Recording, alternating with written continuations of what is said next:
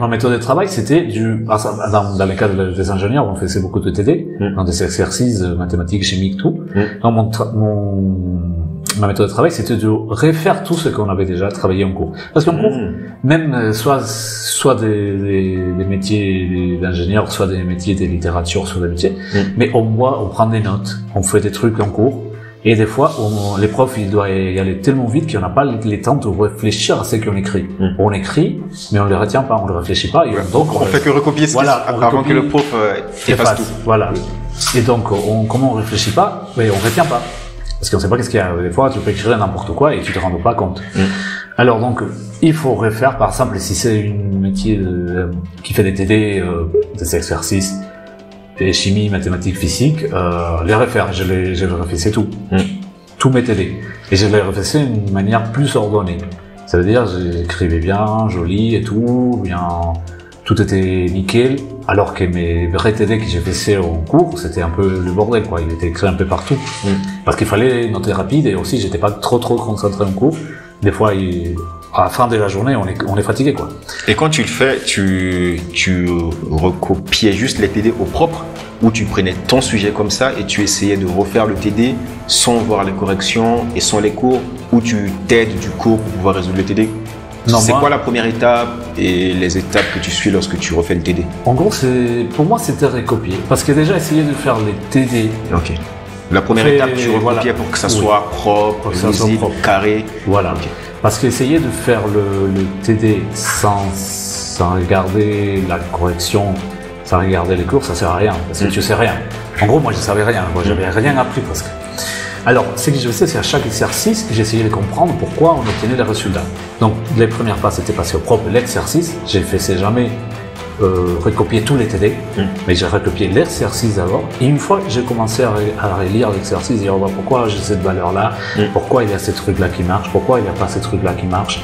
Et voilà, j'ai commencé à réfléchir. C'est là que j'ai posé les stylos et j'ai commencé à réfléchir. Alors, c'est là aussi qu'il y avait des questions qui apparaissent, c'est le moment qu'il y apparaît des questions. Qui après, j'étais censé poser au prof. Ok. Donc, je me disais, ah ouais, mais je comprends pas pourquoi. Alors, j'avais pas compris parce que j'étais pas présent au TD comme ça. J'étais présent pour recopier, mais pas pour apprendre. Et donc là, j'ai noté la question de l'exercice. J'ai noté le numéro de l'exercice et j'ai noté la question avec mes propres mots. Parce qu'avec mes propres mots, je peux rappeler les concepts qu'il y avait derrière de la question. Et après, j'ai continué avec les suivants et voilà, les suivants, jusqu'à finir les TD. Et après, j'ai commencé avec les TD suivants et j'ai commencé avec les TD suivants et j'ai commencé les TD suivants. En gros, ça va assez vite. On pense que ça va prendre trop de temps, mais ça prend pas trop de temps de recopier et réfléchir.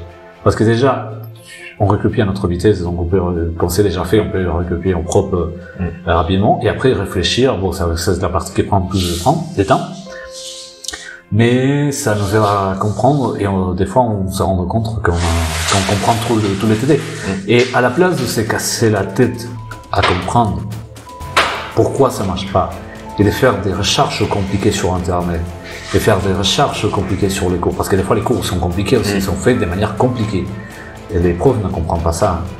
Je préférais noter une question simple que je pouvais poser dans une session de questions, parce que les profs sont ouverts à ça. Beaucoup de profs sont ouverts à te donner un créneau de une heure pour poser des questions simples.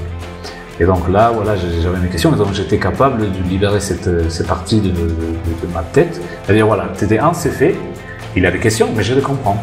Et comme la plupart, il y avait des documents, et j'étais capable de revoir les TD propres pour et je comprenais ce que j'avais écrit, donc c'était plus facile à retrouver la réponse dans les documents. Et c'est pour ces questions que j'avais écrit.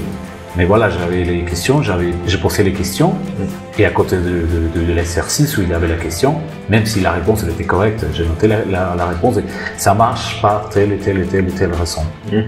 Et ça m'aidait à comprendre mieux. Et comme j'avais beaucoup de temps en avance, j'avais aussi beaucoup de temps en avance pour poser les questions. Donc les profs, ils avaient les temps, et comme les profs, ils avaient les temps, donc ils pouvaient prendre le temps pour me répondre. Donc des fois, c'était des créneaux d'1h30. Et on ne se rendait pas compte. Parce qu'il y a des profs qui sont très très occupés, donc ils te donnent 15 minutes, et donc tu poses des questions rapidement, et des fois tu dois sauter des questions. Et tu peux la bosser à tes camarades de l'école, quoi. Des fois, c'est pas que les profs qui te répondent, des fois, c'est les camarades qui ont compris mieux, quoi. Ou qui ont déjà travaillé un peu les cours et qui ont travaillé avec une autre méthodologie, et donc ils comprennent mieux. Et donc ça peut t'aider.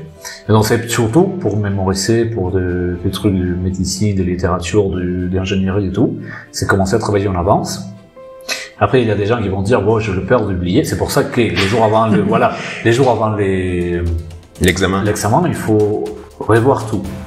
Mais ça prend moins de temps parce que tu vas pas réécrire tout, tu vas lire vite fait, quoi. Surtout, spécialement si tu as des documents avec toi. Alors, pour mémoriser, c'est bien, dans les cas où il faut vraiment mémoriser des concepts compliqués. Déjà,